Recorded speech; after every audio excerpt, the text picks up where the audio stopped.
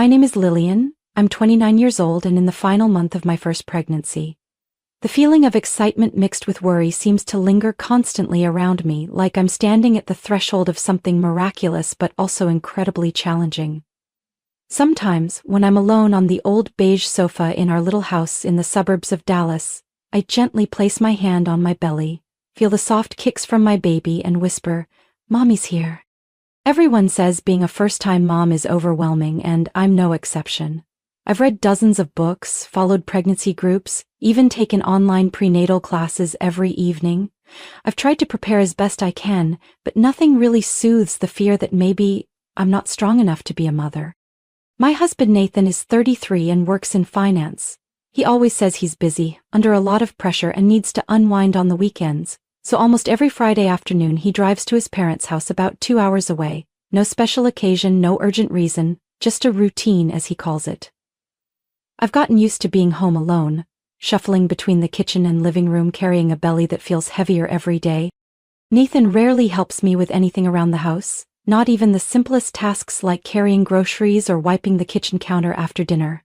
One time I asked him to help clean the baby's room. He just looked at me and mumbled, "You're on maternity leave now, you've got more time than I do." It's hard to believe someone about to become a father could say something like that, but I was too drained to argue. I still remember a recent Saturday afternoon when the sun was blazing and I struggled to carry a sack of rice from the car into the house.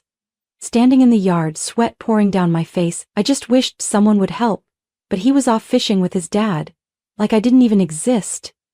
When I texted him, all I got was a short reply, "You can handle it. You're strong." There are moments when I just sit in the quiet kitchen, surrounded by the lingering smell of food and the sound of the TV drifting from the living room, wondering, did I choose the wrong person? But then my baby shifts inside me, reminding me I'm not alone. I have this child. My only source of hope that keeps me going each day. Nathan isn't necessarily a bad person. He used to be gentle, caring, at least in the beginning, but ever since I got pregnant, everything's changed. He's become distant, irritable, and overly critical. The time I forgot to buy his favorite coffee, he looked at me and said coldly, "So what, you stay home all day just to eat and sleep?" Those words cut deep like a blade to the heart, leaving me breathless. But I didn't respond because I knew he'd blame it on pregnancy hormones. So I swallowed my anger, forced a smile, and turned away, telling myself, just a little longer. When the baby comes, things will change. I want to believe that. I truly want to believe that when he holds our child for the first time, something in him will shift, that he'll see the miracle we made together and learn to love more fully.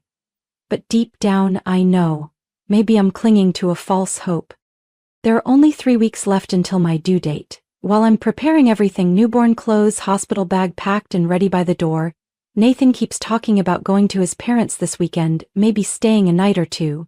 I've been quiet for too long, and this time, I'm not sure I can keep enduring it like before. That morning I woke up earlier than usual, my back aching from a sleepless night. After struggling out of bed, I slowly made my way to the kitchen to brew coffee for Nathan, even though I can't drink any myself. I set the steaming mug on the table next to the simple breakfast I pulled together with the last bit of energy I had. He walked in, phone in hand, eyes glued to the screen.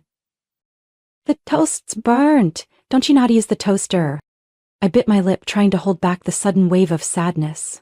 I'd tried 3 times. The slices kept burning. The toaster's been acting up lately, but I haven't had the chance to buy a new one. "I'm sorry, I'll make another." "Forget it," he cut me off. "I'm sure my mom's already making something great." That wasn't just criticism, it was a comparison I'd grown all too familiar with.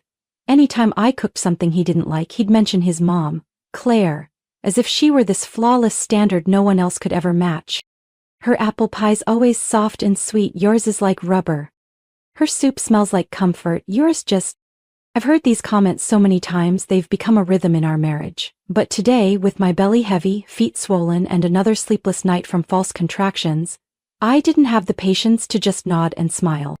I took a deep breath and quietly cleared the dishes, but Nathan kept going. "By the way, Mom's invited us for dinner tonight.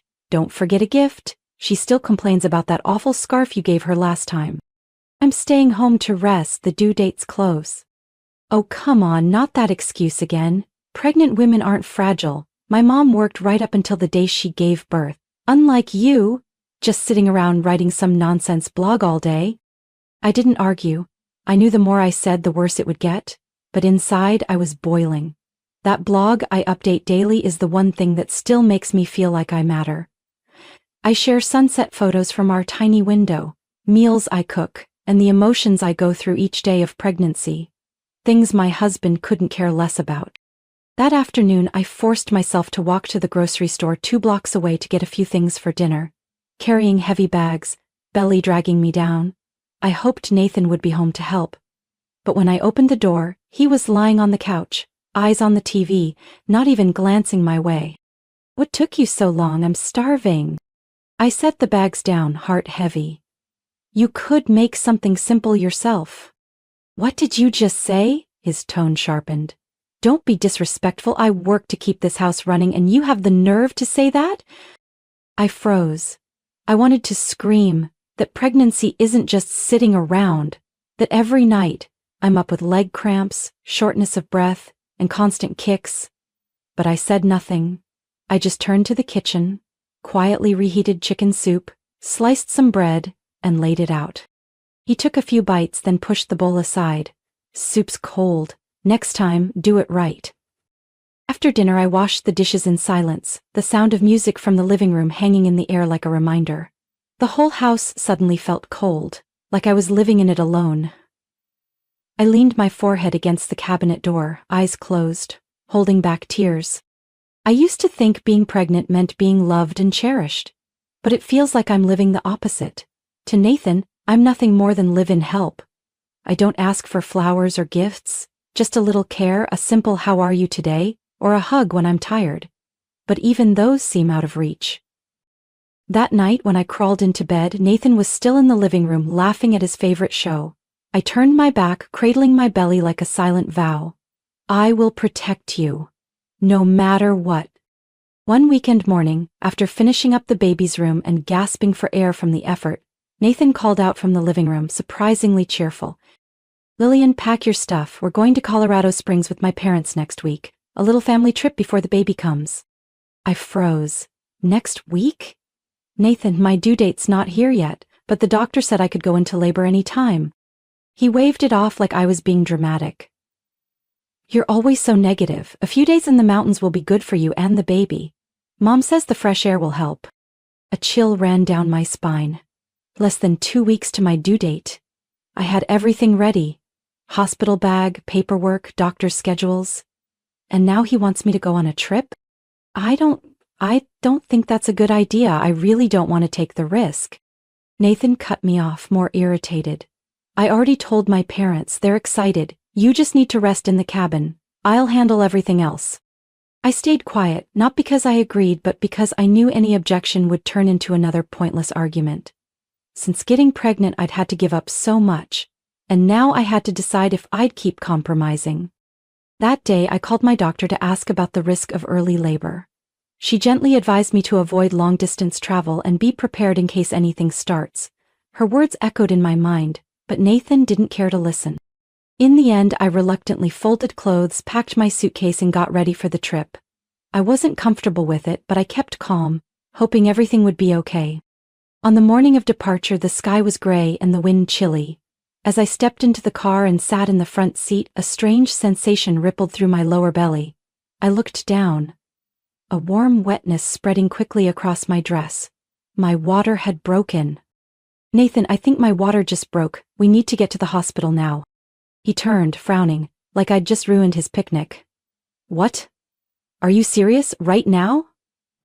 "This isn't a joke. I need to go to the hospital. The baby's coming." Instead of doing what I needed, Nathan got out of the car, scowling at the now wet seat. "Seriously? You soaked the leather seat? You couldn't have waited?" I stared at him, stunned. "Nathan, I need emergency help, please." He exhaled sharply, then, without hesitation, opened my door. "Get out. I can't let this car smell like that. Call a cab or something." I froze. What are you saying? I can't go by myself. I don't have time. My parents are waiting. I'm not missing this trip just because you're freaking out." And then, right in front of my shocked eyes, Nathan pulled my suitcase from the trunk, set it down by the curb and drove off, leaving me standing alone on the sidewalk as the first contraction started to tighten in my abdomen. I mustered all my strength to call for an ambulance, my hand shaking so much I nearly dropped the phone. Just then a car pulled up beside me. "Lillian?" A familiar voice called out from the rolled-down window. It was Chloe, the neighbor who lived a few houses down. She stepped out, her eyes scanning me with concern. "Your water broke. Get in the car, quick. I'll take you to the hospital." Without waiting for my reply, Chloe helped me into the car, gently fastened my seatbelt, then hit the gas. All the way to the hospital she held my hand, reassuring me while asking about my condition. I was in pain and deeply embarrassed, but overwhelmingly grateful. "Why is it me, not your husband?" she asked softly. I didn't answer, I just looked down as tears rolled down my cheeks.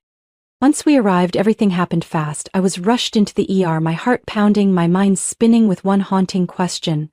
The man I once called my husband, does he even deserve a place in our child's life? I didn't know. But what I did know was that the moment Nathan drove away was also the moment I let go of the last illusion I had left. I woke up under the pale white light of the hospital room. The smell of antiseptic and the beeping of the monitors reminded me I was okay, or at least still alive after the nightmare. It took a few seconds for everything to come back to me. My water breaking, Nathan abandoning me on the side of the road, and Chloe, the one who brought me to safety. When I opened my eyes, Chloe was sitting next to my bed, holding a now cold paper cup of coffee. She looked up and smiled gently, like she'd been waiting for me forever. "You're awake, thank God," Chloe said, her voice trembling. I nodded as best I could, my throat dry. "My baby, how is she?" "A girl, healthy and beautiful like an angel," Chloe answered, then gently took my hand. "The doctor said everything went smoothly, both mom and baby are stable." I let out a breath of relief. Tears slid down silently, not from pain, but from the overwhelming sense of gratitude. Chloe gave my hand a light squeeze. "You don't have to say anything," she said, as if reading my mind. "I already called your parents, they're on their way." Hearing that, I couldn't hold back my emotions. My parents and I had grown distant ever since I married Nathan against their wishes, but knowing they were coming to me at my most vulnerable moment warmed something inside my heart. About an hour later, the door burst open and my parents rushed in, faces full of worry. My mom ran to hug me, crying uncontrollably. My dad, usually stern and composed, had red, glassy eyes as he looked at me lying there, still hooked up to IV lines. "I'm so sorry, Lillian," my mom sobbed. "We shouldn't have let you go through this alone." I shook my head. "No, don't say that. I chose this path." "But no one deserves to go through that alone," my dad said, his eyes turning to Chloe with unspoken gratitude. "Thank you. Truly. I just did what anyone should," Chloe replied sincerely. While my mom stayed to take care of me, my dad stepped outside to talk to the doctors. Chloe was about to leave too, but before she stepped out, she turned and said quietly, "There's something you should know. Yesterday, after I got you to the hospital, Nathan called me. A lot. But I didn't pick up." I froze. "Did he say anything?" "Just left a message. One line. Is Lillian okay?" I let out a bitter laugh that caught in my throat. "He left me on the side of the road, and that's all he asked?" Chloe looked at me, her expression serious. "You don't have to decide anything right now, but if you ever want to take action, I'll testify. I saw everything." Her words echoed in my mind like a lifeline thrown into a stormy sea. Deep down I knew, the moment I stepped out of that car, I also stepped out of a marriage I never should have trusted. That night I was moved to the postpartum recovery room. My mom rocked the baby to sleep while my dad sat by the window reading the paper, as if trying to hide his emotions. I turned to the small crib next to my bed. She was so tiny, sleeping soundly with her lips pursed. I rested my hand on my belly, now soft and empty, but something inside me was growing stronger, determination. When the nurse came in to check on me, she whispered gently, "Miss Chloe left her contact info in case you need anything." And a small envelope. Inside is security footage of you being brought into the hospital, in case you ever want proof. I held the envelope with trembling hands, not from fear, but because I knew this was the first step. That video might be just a few minutes long, but it was undeniable evidence of a long journey of suffering and truth. I whispered to the sleeping baby in the crib, "Sweetheart, I promise. I'll never let anyone hurt us again." And right then I knew I was about to do the one thing I used to fear, start over.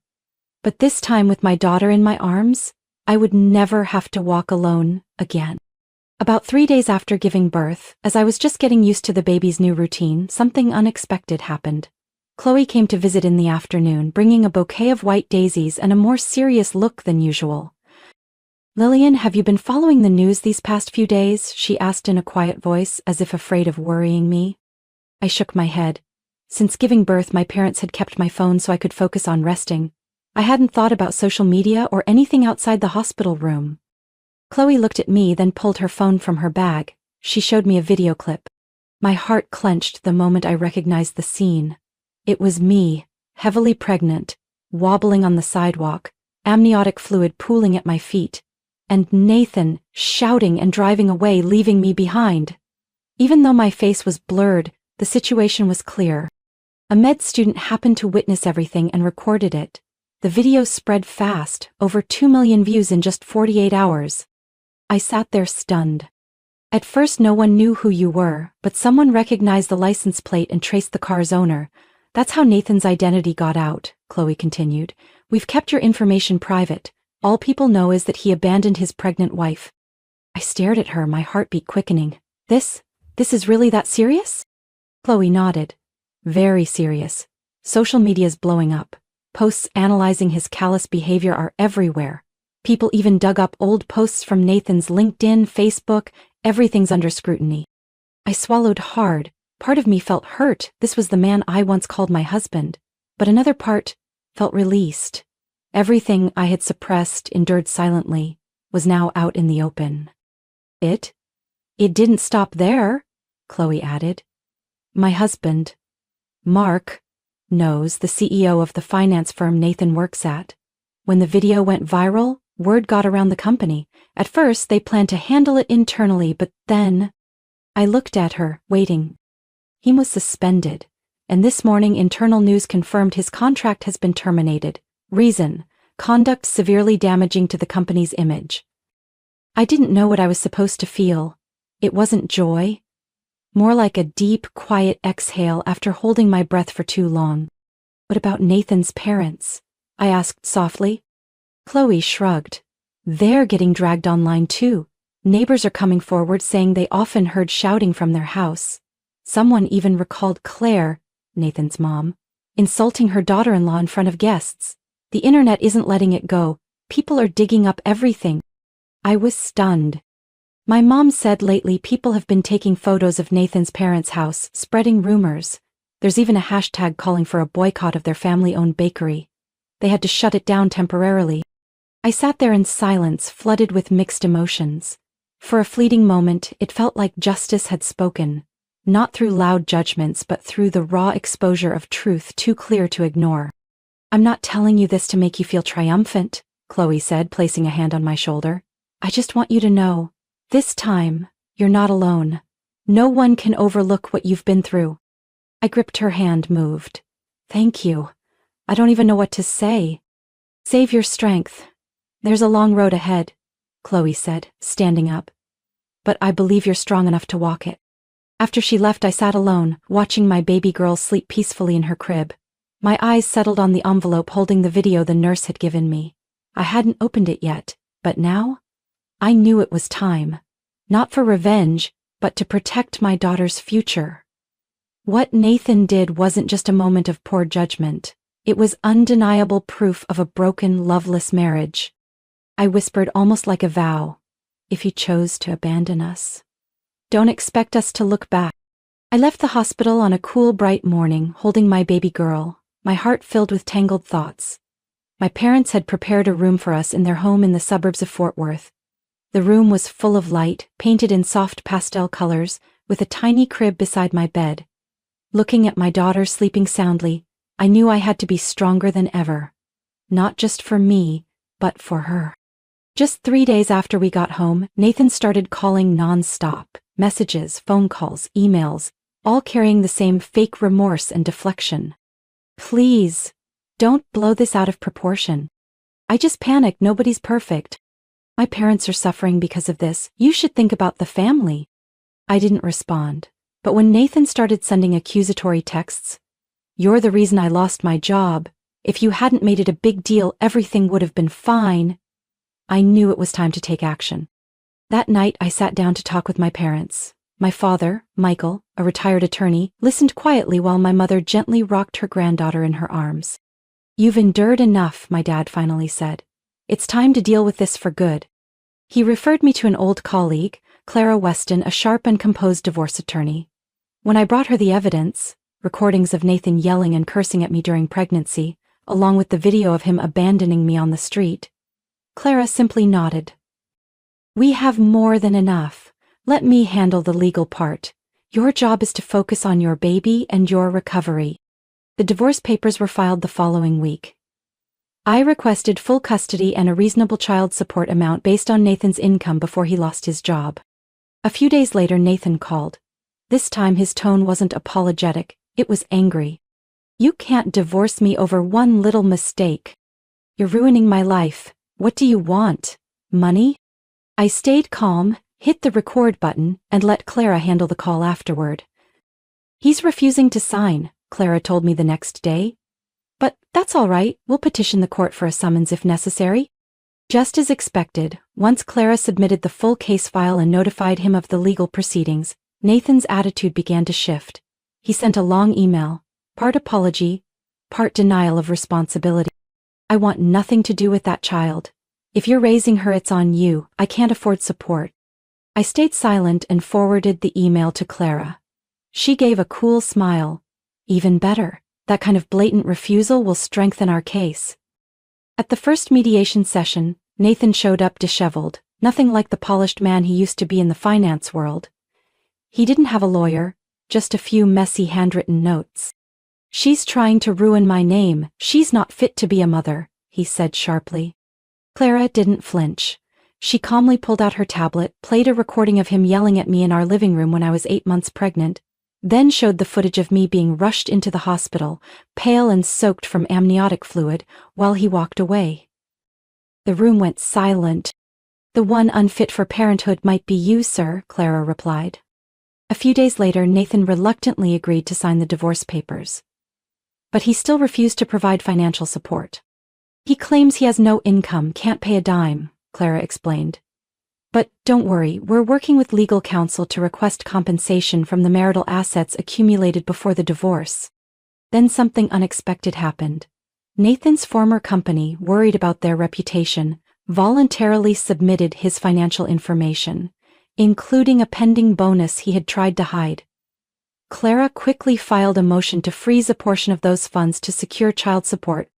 I didn't wish for Nathan to live in misery, but I couldn't let my child go without basic needs because the man once called father wanted to disappear from his responsibilities. The night the court approved our support request, I stepped out onto the porch with my baby in my arms, breathing in the first breeze of early summer. I looked down at the sleeping child nestled against me and whispered, "From now on, everything will be different, I promise." After the divorce became official, I thought life would go back to normal. But I was wrong. The consequences of Nathan's actions didn't stop. They snowballed, growing bigger and pulling him and his family into a downward spiral. News of Nathan's firing spread quickly through the community he once thrived in. His name became a shameful footnote, tied to the viral phrase, "the husband who abandoned his pregnant wife," shared across platforms. Even though my face never appeared in the clip, anyone close knew the story. And instead of blaming me, all the outrage turned to him. The man who used to wear tailored suits and sip wine at fancy parties, now the center of public scorn. I didn't follow all the chatter, but Chloe kept me updated. "You know, his house got a foreclosure warning," she said during a visit one crisp fall morning. "Looks like he can't make the payments anymore." I didn't say anything. I didn't feel satisfaction, only emptiness. After all, I once loved that man. "His mother had to close the bakery too," Chloe added, gently placing a hand on my shoulder as a quiet warning. People stopped coming. They whisper behind her back. A few articles dug up things she said about you, how she insulted her former daughter-in-law and taught her son to act tough. Now? It's all backfiring. I thought of Claire, the woman who once looked me up and down and said, "If a woman can't cook, don't expect to keep a husband." Now she was surrounded by the judgment of the very community she once bragged about as being model citizens. Guests who once came for pastries and tea now turned their backs like they never knew her. Texts from Nathan still came through, less frequent but persistent. Sometimes they were recycled apologies, other times complaints about how hard life had become. Then came the bitter accusations, blaming me for blowing things out of proportion. I didn't respond. I'd learned that silence can be the strongest decision. Any reply would just open a door to a relationship that had long since rotted. One day I received an unmarked package. Inside was a handwritten letter in shaky script.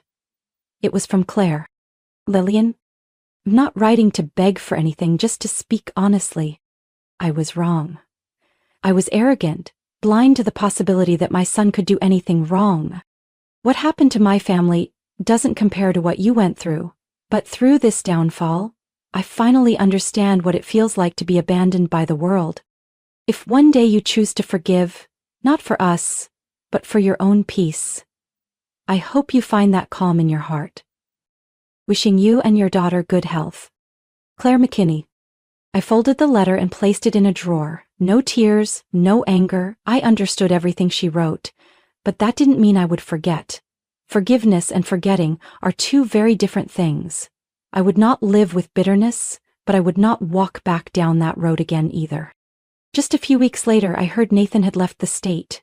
Rumor was he'd taken a server job in a small town scraping by. That image was a far cry from the man I met years ago, the one who talked about stocks, investments, and a brilliant future. As for me, I returned to work after maternity leave. With help from my parents and Chloe, I managed a steady routine.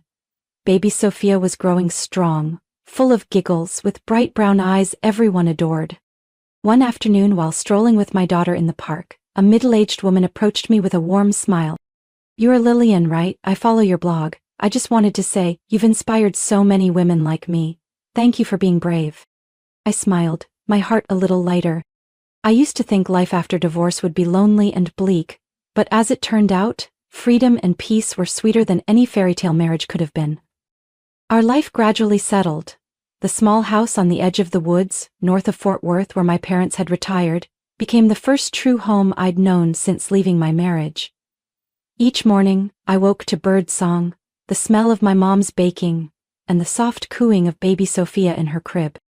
Chloe, the neighbor who saved me at my most fragile moment, remained by my side like a big sister. Every week she visited Sophia, bringing fresh fruit, homemade treats, and a kindness that touched me more than words could express. Once, I teased, "Aren't you tired of my drama? It's like you've been carrying the weight for me." Chloe just smiled, eyes gentle. "Lillian, sometimes helping someone else is also helping yourself. You don't know this, but what you've been through, it's incredible. Women like you deserve the best kind of ending." It was through those visits that I met Evan, Chloe's son. 32, a structural engineer living in Austin. He often came home on weekends to visit. The first time we met, I thought he was quiet, with eyes that held a kind of sadness, like someone who'd lived through more than he let on. But those same eyes, whenever he looked at Sophia, lit up with undeniable warmth. It started with simple greetings, then small talk over afternoon tea. Slowly, we shared more about work, wildflowers, hiking, and the disappointments of our pasts. One evening, after everyone had gone inside, I was standing on the porch rocking Sophia when Evan stepped out with 2 cups of warm ginger tea. He stood beside me in silence for a long while, then asked quietly, "Lillian, have you thought about starting over?" The question sank into my chest. Starting over. That phrase used to overwhelm me, but that night, under the amber porch light and soft autumn breeze, I didn't feel afraid. "I don't know," I whispered. "I've only just learned how to survive. I haven't had time to learn how to dream again." Evan nodded, not rushing. "Being honest with your feelings, that's already a step forward." After that night, he showed up more often. Never loud or pushy, just small things, holding Sophia when my hands were full, fixing a wobbly chair, quietly cleaning up after dinner with my parents. He didn't say much, but every gesture left a strange peace in me. One day, I saw Sophia laughing out loud as Evan lifted her into the air. She had never laughed like that before. My heart clenched, not in pain but with something soft, like hope. Chloe was the first to notice. One afternoon as we made tea, she tilted her head playfully. "Tell me the truth. You and Evan, is there something there?" I laughed, cheeks flushed. "Can you read minds now?" "No need," she winked. "It's written all over your face. But I'm not rushing you. I just want you to know. You don't have to go backward to keep living. You can move forward." Winter came earlier than usual. Snow blanketed the rooftops, and Sophia had learned to roll over and was now trying to crawl. One night while we were all gathered around the fireplace, Evan took me to the back porch. He held out a small wooden bracelet carved with my name and Sophia's. "I don't know where I'll fit in your journey," Evan said, looking straight into my eyes, "but if you'll let me, I'd like to be part of it." I looked at him for a long time, then gently placed my hand over his. The cold breeze slipped beneath my coat, but inside I felt warm in a way I hadn't in a long time. I don't know what the future holds, but this time I know I'm not alone. And happiness, even when it arrives late, is always worth the wait. My story isn't just about surviving a painful marriage, it's proof that women can rise from heartbreak, stronger and more deserving than ever. When I let go of someone who didn't value me, I made space for love that's real. The past can't be erased, but the choices we make today shape the future. And the greatest lesson I've learned? Being a mother doesn't mean losing yourself. It means finally living true to your heart. What do you think about Lillian's journey and the choices she made? Share your thoughts in the comments. And don't forget to follow the channel for more touching, meaningful stories about family and life.